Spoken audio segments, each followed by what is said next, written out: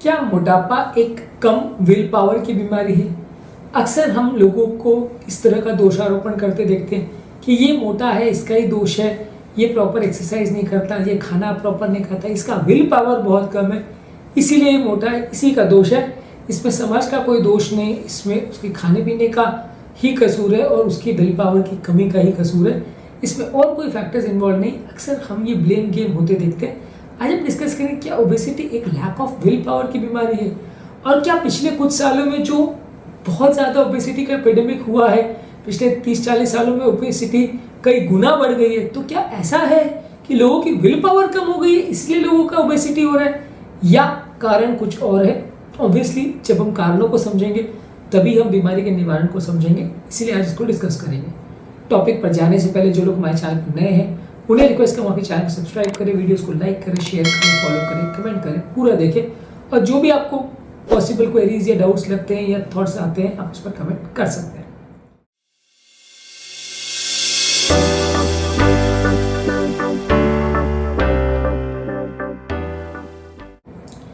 Obesity एक will power की कमी की बीमारी नहीं। यदि ऐसा होता तो पिछले कुछ सालों में जो ओबेसिटी कई गुना बढ़ गई है वो विल पावर की कमी की वजह से नहीं, वो हमारे डाइटरी हैबिट्स के चेंज की वजह से।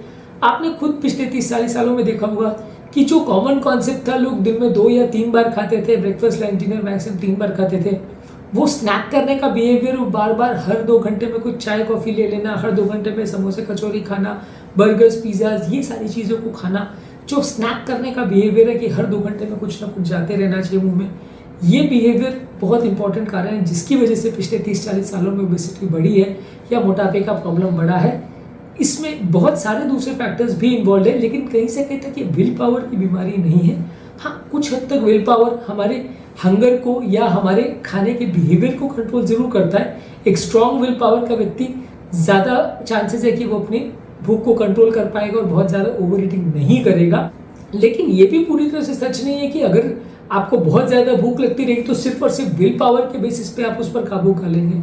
ये भी पॉसिबल नहीं है कि आपको दिन भर अगर हंगर होता रहेगा और दिन भर आप खाली विल पावर के भरोसे बैठे रहेंगे कि नहीं आज तो मैं कंट्रोल कर लूँगा, आज तो मैं कंट्रोल करूँगा, क्योंकि इस तरह से आप अपने आप को प्री ऑक्यूपाइड भी रखेंगे और काफ़ी चांसेस है कि थोड़े टाइम के बाद आपका विल पावर हार जाएगा और बीच बीच में आप थोड़ा बहुत एक्स्ट्रा खाते जाओगे और बार बार ये इंटरमिटेंटली आपका विल पावर जो फेल होता रहेगा, आपका वजन ये बढ़ाता रहेगा क्योंकि बीच बीच में आप एक्स्ट्रा खाते रहोगे। तो विल पावर का प्रॉब्लम नहीं है, प्रॉब्लम ये है कि जो भूख एक्स्ट्रा लगती है उसका प्रॉब्लम है। अब आप बोलेंगे यार ये कैसी बात, तो ये भूख ज़्यादा लगती है, ये कैसे प्रॉब्लम भूख का, पर हमारा काबू थोड़ी है।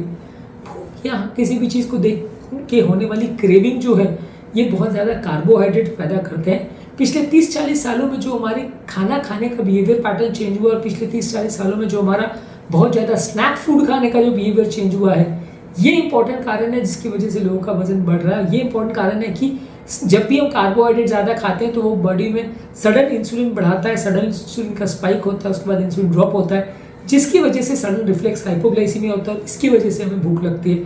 बार बार आपको भूख लगने का कारण ये इंपॉर्टेंट है, रादर दैन हमारा विल पावर खत्म हो गया या हमारी सोसाइटी में चेंज आ गया कि लोगों के अपने आप पर कंट्रोल खत्म हो गया। ये सोचने के बदले हमें ये सोचना चाहिए कि हमारा जो फीडिंग बिहेवियर चेंज हुआ है उसकी वजह से लोगों को भूख ज़्यादा लगने लगी है और उसके वजह से लोगों की खाने का पैटर्न चेंज हो गया और वो भूख बार बार लगती है। अक्सर आपने देखा होगा कि आप एक पॉपकॉर्न, आपको ये 2 पॉपकॉर्न देगा तो आप उसके बाद कंट्रोल नहीं कर पाओगे, आप पूरे पॉपकॉर्न को खाने की कोशिश करोगे। एक कोल्ड ड्रिंक अगर आपको थिएटर में दे दिया जाता है 200 ml तो उससे आपका पेट नहीं भरेगा, भले वो 200 ml 100 कैलोरी है, भले वो एक टब पॉपकॉर्न जो आप लेते हो वो 400 से 500 कैलोरी का हो सकता है, लेकिन आपको फिर भी उससे सेटिस्फैक्शन नहीं होगा। कोल्ड ड्रिंक भी आप लगभग एक बार में 400-500 ml आराम से पी जाते हैं। और बहुत बार तो आपने मूवी थिएटर्स में ये भी देखा होगा जो बड़ा लार्ज ग्लास होता है 900 ml का, वो भी लोग एक बार में पी जाते हैं, जबकि वो एक ग्लास कोल्ड ड्रिंक का जो आप लेते हो 800-900 ml का, वो लगभग 500 से 600 कैलोरी का हो जाता है। वो एक टब पॉपकॉर्न 400 से 500 कैलोरी का हो जाता है। उसके बावजूद भी 1000 कैलोरी खाने के बावजूद भी आपकी भूख शांत नहीं होती, उसके बाद भी घर जाके आप वापस खाना खा सकते हो। आप अगर किसी ठेले पर जाते हो या किसी चाट पकौड़ी वाले के यहाँ जाते हो तो वहाँ पे अक्सर आपने देखा होगा कि एक पानी पूरी अगर आप खाते हो एक में आप कभी भी कंट्रोल नहीं कर पाओगे, आपका मन होते जाएगा कि मैं और खाते जाऊँ। आप पूरी प्लेट खाने के बाद भी एक और प्लेट अगर आपको कोई देगा कि चलो मैं फ्री खिलाता हूँ आप और खा लोगे। समोसे कचौरी या किसी भी तरह के स्नैक फूड जंक फूड के साथ हमेशा यही होता है कि आप उतना खाने के बावजूद भी हमेशा आपको पेट भरा हुआ महसूस नहीं करते हैं। एक पिज़्ज़ा में ऑन एन एवरेज 800 से 1200 कैलोरी होती है। 800 से 1200 कैलोरी खाने के बाद भी एक पिज़्ज़ा आपको ऐसा लगता है यार इसका मैं एक पिज़्ज़ा और पूरा खा सकता हूँ। खासकर अगर आपने बहुत बड़ा लार्ज पिज़्ज़ा नहीं खाया है तो आप एक पिज़्ज़ा पूरा खा सकते हो, उसके बाद कोल्ड ड्रिंक भी पी सकते हो, उसके बाद साइड डिश भी खा सकते हो, जो कि मिला के एक बार में पूरे दिन भर की कैलोरी यानी 1000 से 1500 कैलोरी तक भी हो जाती है। मीडियम साइज का पिज़्ज़ा या लार्ज साइज का पिज़्ज़ा में 1500-1700 कैलोरी तक भी हो सकते हैं, आप उतना भी खा लोगे। जबकि अदर वे राउंड अगर आप देखें तो एक ओट्स के बाउल में लगभग 250 से 350 कैलोरी होता है। सैलेड्स में 100-150 कैलोरी होता है, लेकिन एक बाउल सैलेड या एक बाउल ओट्स खाने के बाद यदि मैं आपको फोर्स भी करूं और साथ में पैसे भी दूं कि नहीं आप इसको खा लो, तो भी आप उसको नहीं खा पाओगे, क्योंकि आपको वो भूख ही नहीं लगेगी, आपको उसको देख के इच्छा ही नहीं होगी खाने की, ब्रेन में नौजिया होने लगेगा, आपको खाने को देख के उल्टी जैसी होने लगेगी। तो ये डिफरेंस होता है वो खाद्य पदार्थों में जो आपकी भूख को शांत करते हैं, उनकी अपेक्षा में वो खाद्य पदार्थ जो आपकी भूख शांत नहीं करते हैं। जब आप बहुत ज़्यादा स्नैक करते हो तो आपकी और भूख बढ़ते चली जाती है और आप और ज़्यादा खाते चले जाते हो, क्योंकि ये सारे खाद्य पदार्थ हमारे ब्रेन के जो सैटिस्फैक्टरी सेंटर यानी भूख शांत करने वाले सेंटर है उसमें मैसेज नहीं पहुंचाते कि खाना हो गया, अब और खाने की ज़रूरत नहीं है। जबकि सैलेड्स और ओट्स और इस तरह की चीज़ें बहुत जल्दी हमारे ब्रेन में मैसेज पहुंचा देती है कि अब और खाने की ज़रूरत नहीं है, इसलिए हमें और भूख नहीं लगती है। लेकिन ये स्नैक्स, फ्राइड फूड्स, मैदे की बनी हुई चीज़, प्रोसेस फूड्स, ये सब बाय डिफ़ॉल्ट या बाय डिज़ाइन इस तरह से बनाई जाती है कि आप उनको तुरंत खाते चले जाते हो और हमारे पेट में वो तुरंत उनका पाचन हो जाता है। इसकी वजह से हमारे ब्रेन में कभी भी सडनली ये मैसेज नहीं जा पाता कि आपका खाना पूरा हो गया, बार बार शुगर लेवल्स फ्लक्चुएट होते रहते हो और आप और खाते रहते हो। इसके अलावा कुछ जेनेटिक फैक्टर्स भी इन्वॉल्व है। अब अगर किसी के जेनेटिक प्रॉब्लम है, उसकी वजह से फैमिली में सब मोटे हैं, उसके हार्मोन्स कंट्रोल नहीं हो रहे हैं, तो वैसे भी वो मोटा होगा। जो डायबिटिक पेशेंट है उसकी बॉडी में इंसुलिन ज़्यादा है, इंसुलिन फैट को बर्न करने देता है, तो वैसे व्यक्ति कितना भी अगर एक्सरसाइज कर ले वो इंसुलिन पे अगर लेता रहेगा तो उसका वजन कभी नहीं कम होगा। कुछ एनवायरमेंटल फैक्टर्स भी हैं, जैसे आसपास आपके क्या फूड के ऑप्शंस हैं, आसपास आपके लोगों का सोशियो इकोनॉमिक स्टेटस कैसा है, कितने पार्क्स हैं, कहाँ कहाँ आपको चलने की, एक्सरसाइज करने की सुविधा है, कितने जिम्स हैं, ये सारी चीज़ें भी इन्फ्लुएंस करती हैं आपका बिहेवियर। जो एरिया में फिटनेस का काफ़ी चलन है, सोशियो इकोनॉमिक कंडीशन लोग की अच्छी है, वहाँ पे लोग फिटनेस के लिए ज़्यादा एंथुजियास्टिक रहते हैं। जहाँ पे ये सब फैसिलिटीज़ नहीं है वहाँ कंपेरेटिवली लोगों में वो एंथुजियाज्म कम होता है। इसके अलावा कुछ साइकोलॉजिकल फैक्टर्स भी होते हैं। कई बार व्यक्ति बहुत ज़्यादा स्ट्रेस में, डिप्रेशन में, ट्रॉमा में, इमोशनल फीलिंग में आके भी ओवर ईटिंग या अंडर ईटिंग करता है। ये सारे स्ट्रेस फैक्टर्स भी हमारे ब्रेन के लेवल पर हमें स्टिमुलेट करते हैं कि हम ज़्यादा या कम खाएं। इसके अलावा कई हार्मोनल प्रॉब्लम्स, जैसे कि थायराइड ज़्यादा है तो वजन कम होगा, थायराइड कम है तो वजन ज़्यादा होगा, कॉर्टिसोल ज़्यादा है तो वजन बढ़ेगा, कॉर्टिसोल कम है तो वजन कम होगा। ये सारे फैक्टर्स जो हैं वो सिर्फ और सिर्फ हमारे विल पावर से रिलेटेड कहीं से कहीं तक नहीं, ये अपने फीडिंग बिहेवियर को पूरी तरह से चेंज कर देते हैं। कोई बीमारी जो आपके मेटाबॉलिज्म को अफेक्ट करती है वो आपके फीडिंग बिहेवियर को भी चेंज करती है। अलग अलग तरह के लोगों का जैसे जैसे मेटाबॉलिज्म चेंज होता है, उनका खाने का बिहेवियर, कैलोरीज लेने का बिहेवियर और उनका भूख का पैटर्न भी काफ़ी हद तक चेंज होता है। इसी वजह से यदि आपको अगर मेटाबॉलिक प्रॉब्लम्स है या हार्मोनल प्रॉब्लम्स है तो अक्सर काफ़ी चांसेस है कि आप अपनी भूख को कंट्रोल नहीं कर पाएंगे, या बिना आपके विल पावर के इफेक्ट हुए भी आपका वजन बढ़ना या कम होना उस पर डिपेंड करेगा। ये हार्मोन बहुत हद तक इन्फ्लुएंस करते हैं हमारे फीडिंग बिहेवियर्स को।